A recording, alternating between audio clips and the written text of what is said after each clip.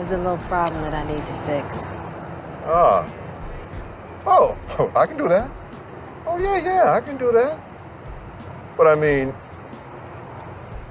Tony Newsom gotta give me a reason to do that. You know what I mean? And what would that be? Oh, come on now, you know. It's going out. Going to get it off in time. Yep. Makes it! Yeah, man. Tell her who better. Tell her who better. The video you just saw was of Brandon Ingram hitting a game-winning shot over his quote-unquote rival, Anthony Simmons. I almost said Anthony Hardaway. The thing that they have in common, the reason why they're actual rivals, is because they share a baby mother. And you saw the bottom of the caption that said, "Tell her who's better." And after he hit the game-winning shot, the guys were celebrating as if he had won something. Although it's a bit strange for me as a Gen Xer, it is indicative of the, I guess you could say, deterioration of the dating market, to where now guys in the NBA are sharing baby mothers. But then, of course, there's the antithesis of all of this. And this is where Russell Wilson makes his money. When I first became a quote-unquote YouTubian, I used to criticize Russell Wilson because the persona that he portrays seems to be one where he's what we call a simp. But if you look deeper, and now that we've had a chance to see many people use that business model, if you will, to just be a good businessman, I can see that he is actually milking this. He is actually giving the dream that many young ladies want to them. And it's a good business move. How else better can you sell to women than to sell them that dream? That's up to you to be like, okay, is this a woman that I want to pursue? That's when you start the courting. Now, your responsibility when you're courting a woman is to let it be known that you want to be with her. I'm not saying I want to be with you, Erin. I'm talking about show her things. Take her out on more dates. Cash app her some lunch money, bro. Like, do stuff to show her, like, shorty, I'm into you. That is your responsibility. Now, what a lot of dudes do is that they cross signals. They be treating the chicks that they really don't want to be with. They be courting them, like doing, like, you understand? Like, some dudes, like, letting them spend the night at your house. You know this is a jump off. You know you're going to have the next chick over there. Why are you doing that? You're sending the wrong message, and that's how a lot of men get tied up in situations they don't really want to be in. The worst era to be in with a dude is when he forgets you get. Like, please don't forget I get. I chose you. You ain't picked me. I have grown more intrigued when I see these kinds of videos, because I don't necessarily see this video as just her complaining or whining about the current dating situation. I'm sure some guys will see this and maybe have a visceral emotional reaction to it, because we've heard so many people say there aren't enough good men need to date with intention. And she's even using quote unquote trigger words like responsibility and things of that nature when she's talking about quote unquote courting. But if you look deeper, what I see is when Mr. Z talks about patriarchy with feminist specifications, she wants the old system. She's asking to be courted. And that speaks to something in the modern day environment, especially when we basically have a half of our country, and I'm American, that's basically boiling the election down to reproductive freedom for women, which essentially is saying that that one issue is so important that the future of our country, roads, high-speed rail, education, healthcare, all come a second place to this really important issue. Because if you're dating in the quote-unquote natified economy, then you have to have it. So honesty. Yeah. It's honesty. But even, you got to know your boundaries too. Think about your boundaries. I don't want to go this far with this woman, so why am I letting her in my home, in my bed? When it comes to courting, you are responsible for letting go of your other women. Whether or not you want to be honest with her, if you had them before, you have to let them go. So if you're talking to 5 or 6 girls that you're just talking to, but I'm courting her, I got to let go of the 5 other girls so I can really focus and hone in on what Nikki is having to offer and what we can build and where we can grow. Wow, I actually agree with everything you said. I loved your answer. Yeah. Salute to the gentleman from 8 at the Table, because he's essentially doing what we see Russell Wilson doing. He is giving the young ladies what they want to hear. But you got to remember, this dating economy has been Natified. And you know what Nate does. So when do I get my advance? Oh, I don't know. Tomorrow, maybe the day after. Look, Nate, before I do this, I want my check. Hey, whoa, look.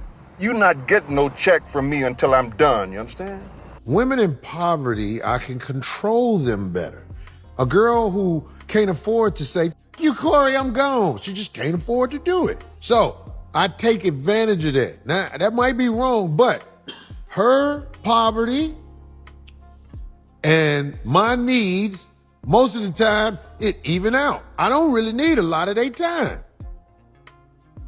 And they don't tell me to f off because they know when I come over, they children can get some Hold up. God damn. some outlet Jordans. When the dating situation has gotten to the point where two young men in their physical prime, along with their, of course, money earning prime, are sharing a baby mother and going back and forth at each other as to who got the best of whom, it's just an indictment on how much the dating situation has changed, if not deteriorated. And so when someone comes along like Corey Holcomb, who essentially calls it what it is and adjusts to it, of course there's an uproar at the way he said he has chosen to adjust to it, but all he did was evolve. He is just showing people that if this is what the dating situation is, either you evolve or you don't take part in it. Because he'll tell you the real truth about how he got to where he is and why the dating situation is the way it actually is now. Hey, look, let me tell you something, boy. This right here is how it go in life. You might get lucky and meet you somebody. Like I say, God got to give you something special. You don't know how to find nothing special. Or a few people special. I'm talking about most of us, man. I watch all my guys, man. They by themselves. To each his own. I'm saying like most guys are by themselves. Like they got they see and everything. Ain't nobody fucking with them for real. But every once in a while in life, you might get lucky enough to get somebody that really got your back. And them the ones you cut for. One thing we should all learn from men as women is putting ourselves first. Yeah. A man will leave a woman with kids all because he's putting himself first. Man will choose to cheat on you all because he's putting his happiness first. Yeah. A man will lie to you all because he's protecting his peace. So in conclusion, as a woman, stop being selfless and start being a little bit more selfish. Yeah. Put yourself first, because men will always put themselves first. And don't feel guilty about it at all. How you speak of women, right? Where you want control.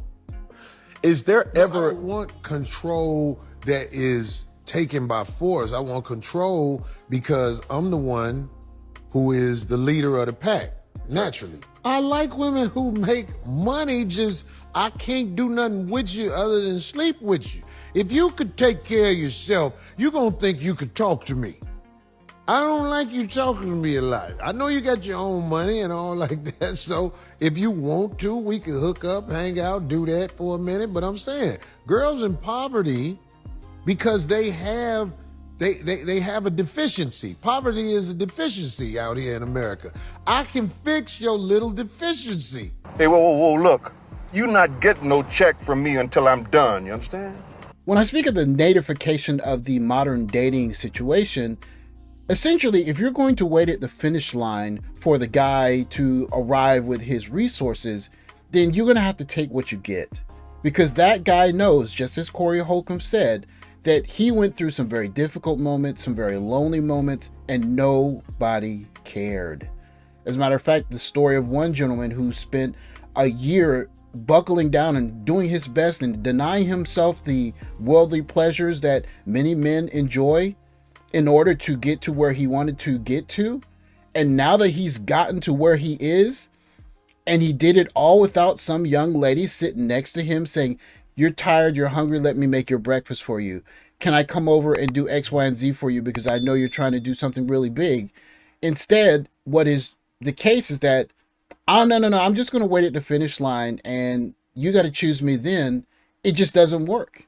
And what I think we're seeing now is the slow realization for a growing group of young ladies that they chose wrong. They should have invested in a guy early and tried to love that guy and build something with him, because when that guy arrives, he turns into Corey Holcomb, or better yet, Nate. And he gets natified in that he's going to want what he wants out of that situation. And that young lady, all she can do is say, he has the resources, but I want him to commit, but he won't. And the truth of the matter is, why should he? If you're not there for him, he'll give you what you came there for, and then he'll go home. There's a lot of outrage over what Corey Holcomb said, but the truth of the matter is, Corey Holcomb wasn't created yesterday. He was created 50 years ago when we started moving away from courting and actual dating to an open market where young ladies can do whatever they like. Now you got to pay the piper, young ladies. Thanks for watching. Like, subscribe, comment below. Catch you next video. Take care, guys.